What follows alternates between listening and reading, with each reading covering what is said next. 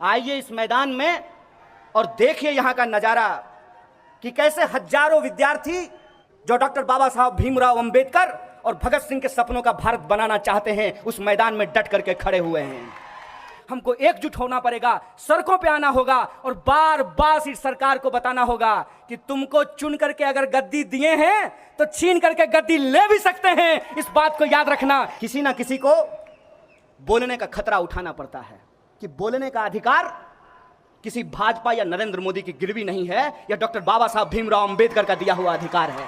जो लोग सच बोलने की कोशिश कर रहे हैं उनको एंटी नेशनल बताया जा रहा है और इस देश का जो नौजवान है वह सवाल पूछेगा, क्योंकि हम यह समझते हैं कि आप जितना भी नफरत का नशा चढ़ा लीजिए, नशा कैसा भी हो अगली सुबह उतर जाता है। थोड़ा बेसिक फिजिक्स अगर पढ़े होते तो आपको समझ में आता कि जिस चीज को जितना दबाओगे वो चीज उतनी तेजी से ऊपर उठ करके खड़ा होगा। इस बात को समझ लीजिए। आप फिजिकल स्पेस को कम कर सकते हैं, लेकिन यूट्यूब का क्या कर लीजिएगा? सैकड़ों लोग अभी फेसबुक पे लाइव कर रहे होंगे, इसका क्या कर लीजिएगा? पानी सरकार को पिलाना है, पसीना मेहनत का पसीना है, टेंशन मत लीजिए। मैंने कौन सा हम लोग जो है मतलब एयर कंडीशन में पैदा हुए हैं कि पसीना नहीं निकलेगा? खेत खलिहान के आदमी है, पसीना निकलेगा, इसमें क्या दिक्कत है? निकलने दीजिए पसीना। इस देश में जो बोलने वाले लोग हैं, जो बोलने वाली संस्थाएं हैं, जो संस्थान हैं, जो इंस्टीट्यूशन है, उसको आज एंटी नेशनल कह करके क्यों बदनाम किया जा रहा है? मेरा सवाल यह है कि पब्लिक फंडेड यूनिवर्सिटी से सरकार को इतनी नफरत क्यों है? सरकार को इतनी नफरत इसलिए है, पब्लिक फंडेड यूनिवर्सिटी में पढ़ करके एक मजदूरिन का बच्चा भी रोड पे खड़ा होकर के सीना तान करके आंख में आंख डाल करके सरकार से सवाल पूछ सकता है। यह पब्लिक फंडेड यूनिवर्सिटी की ताकत होती है। और पब्लिक फंडेड यूनिवर्सिटी ने यह बार बार साबित किया है कि अगर आप लोगों को एक अच्छी शिक्षा देंगे तो इंसान एक अच्छा नागरिक बनेगा।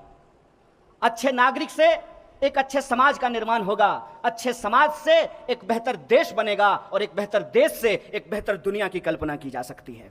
थोड़ा बेसिक फिजिक्स अगर पढ़े होते तो आपको समझ में आता कि जिस चीज को जितना दबाओगे वो चीज उतनी तेजी से ऊपर उठ करके खड़ा होगा। इस बात को समझ लीजिए। आइए इस मैदान में और देखिए यहां का नजारा कि कैसे हजारों विद्यार्थी जो डॉक्टर बाबा साहब भीमराव अंबेडकर और भगत सिंह के सपनों का भारत बनाना चाहते हैं, उस मैदान में डट करके खड़े हुए हैं। इतनी भी बात समझ में नहीं आती है?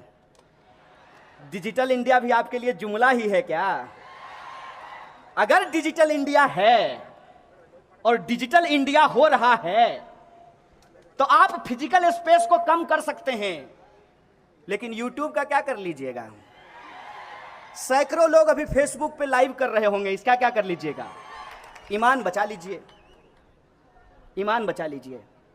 हिंदू और मुसलमान नहीं, हिंदुस्तान खतरे में है, इसलिए ईमान बचा लीजिए। किसी ना किसी को बोलने का खतरा उठाना पड़ता है और हमने तय किया है कि हम बोलेंगे। हम इसलिए बोलेंगे कि बोलने का अधिकार किसी भाजपा या नरेंद्र मोदी की गिरवी नहीं है, यह डॉक्टर बाबा साहब भीमराव अंबेडकर का दिया हुआ अधिकार है।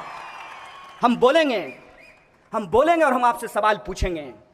इतिहास इनके पक्ष में नहीं खड़ा है, इसीलिए ये चाहते हैं कि इतिहास पढ़ाने वाली यूनिवर्सिटी को ही बर्बाद कर दिया जाए। इसीलिए आप देखेंगे कि जो सुबह सुबह जाकर के शाखा में प्रणाम करने वाले लोग हैं उनको वाइस चांसलर का अच्छा पोस्ट दे दिया गया है। इसीलिए आप देखेंगे कि कॉलेजों और विश्वविद्यालयों को तबाह इसलिए किया जा रहा है कि जब इस देश का जो शोषित पीड़ित आवाम है वो इतिहास पढ़े और सवाल पूछे कि हमारा इतिहास क्यों नहीं लिखा गया, तो उस सवाल को गुमराह किया जा सके। किसके आंख में धूल झोंक रहे हैं? हिंदुस्तान के आंख में धूल झोंकना चाहते हैं? तो मैं आपको बता देना चाहता हूं, यह हिंदुस्तान है, इसके आंख में धूल झोंकने का प्रयास एक बार सिकंदर ने भी किया था, मुंह खा करके वापस गया था। आप भी कामयाब नहीं होने वाले हैं, इस बात को आप अपने दिमाग में डाल लीजिए।